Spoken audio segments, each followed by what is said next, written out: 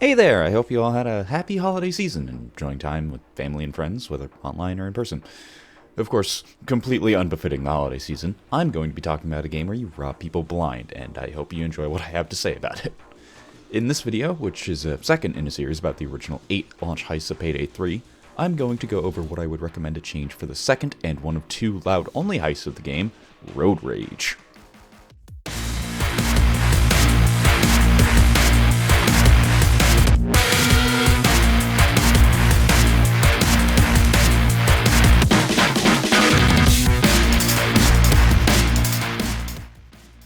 Road Rage is a rather standard, ever so slightly futuristic transport vehicle heist, where the double-edged sword here is the simplicity. You have a somewhat open area with interesting geometry to set up gunfights in, the map is concise, consisting of mostly of bridge and construction equipment, and it can be completed rather quickly, even in overkill difficulty where it usually only takes about 10 to 15 minutes to get all the loot. The basic summary of how this heist works is as follows. You go down this under construction bridge, smacking any stray NPCs so they don't run away, and then ambushing the armored transport that's scheduled to show up. Then Shade will remotely steer it to a ramp so you can drill the underside and loot the metal in there, throwing the loot either to Bile in a chopper or down this chute if you get the favor for it. Then you run away to this bit of scaffolding that the cops don't chase you down for whatever reason, and that's pretty much it. It's funny to me how I struggled to come up with ideas for this heist, yet with no rest I had a plethora of ideas rather quickly, some of which I even came up with during the scripting phase. But thinking logically, it's a bit difficult to make an armored transport heist more complicated without making it too complicated at the same time. Hopefully what I have in mind is something that would work well, though I doubt these will be as easy to implement as the changes I proposed for no rest. Now, what I just described is what happens when the heist goes according to plan, but that'll likely not happen on your first attempt. Let's say you don't do everything right, not setting the road plates up before the transport gets to the potholes or not opening the fence gate on the other lane.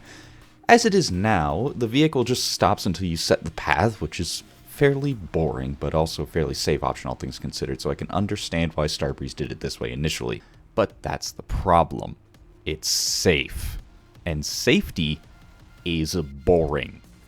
So let's make it unsafe, shall we?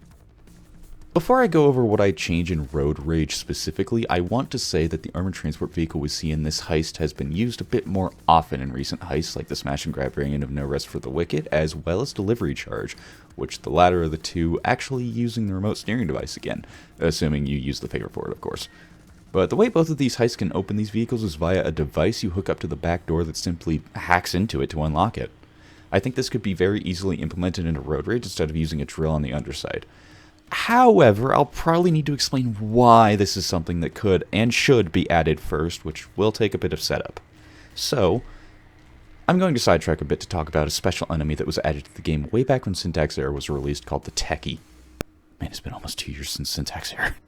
The idea of the Techie is to have an enemy that effectively camps and sends drones after you, so they're very good with remotely operated technology.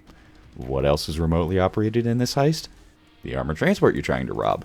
The justification I'd have for a lot of what these suggestions are somewhat come from the idea of the Techie effectively interfering with Shade's controls, causing the transport to go off course, tumbling and falling in multiple different ways, maybe on its side, going completely upside down by continuing off the ramp Shade wants to go to, or even falling into one of the potholes he put the temporary road on top of and getting to the completely ignored part of this heist that I don't think most people even know about, which I'm going to dub Bridge 2. There is a whole second bridge underneath the main bridge, and it's completely unused. This is why I was bringing up the alternative way to open the transport earlier. Say the armored transport falls into one of the potholes and you suddenly can't access the underside to drill it, then you'd have to remotely open it from the door itself, justifying having an alternative way to open the transport. Or, say it falls upside down from something like Shade's controls being taken away and the transport drives right off the ramp like I mentioned earlier. You kinda don't have a choice in that situation either. And that's not even getting into discussing smaller spots of the vehicle just crash into, like this shipping container or the side of the bridge and other spots like that.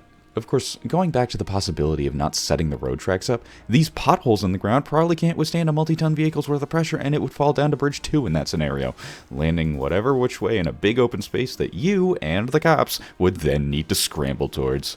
This could also be a decent justification to bring a zipline bag, since that, at least in theory, would in a way trivialize going up and down between Bridge 1 and Bridge 2, because otherwise you'd probably have to go to the escape prematurely to do so, which, to be fair, can be a fun challenge in and of itself.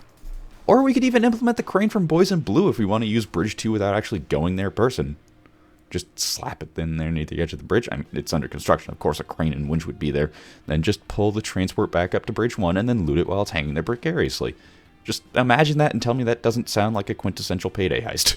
You're probably wondering how all this would happen gameplay-wise, right? I was thinking something similar myself when I remembered the achievement Payday 3 has for not ever letting the transport stop on overkill difficulty until it gets to the ramp.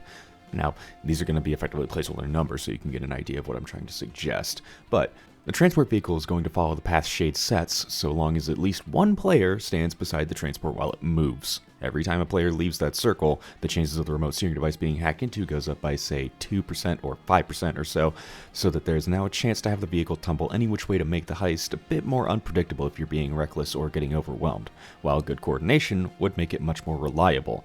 Though I would still give the vehicle a baseline of a 5 or 10% chance to always go off course just to have a bit of variety and fun.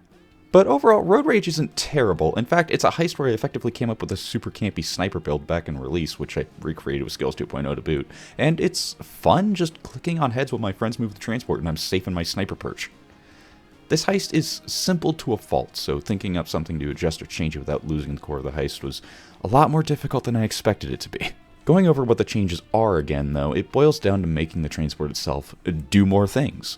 There doesn't need to be much else within the heist that's changed, just the transport itself could use some variety, and the techie is a good enough justification for that, as well as using the new methods implemented in later heists to make this heist more memorable on repeated attempts, especially since time-wise this is probably one of the most lucrative heists in the game, at least if you're going after money or C-stacks. If you have your own ideas or just want to leave feedback, go ahead and leave a comment down below. This is, again, the second in a series of videos I'm making about the launch heists of Payday 3, where I look at them to see what could be changed or improved overall. It's part of my Payday 3 Christmas list, you could say. That could be an interesting video in and of itself, actually. Maybe in the future. If you're interested in what I have to say about the previous heist, No Rest for the Wicked, you can go ahead and click the end card here as well. But until next time, I appreciate you for watching, and I hope you take care. If you stay until the end, comment bridge 2.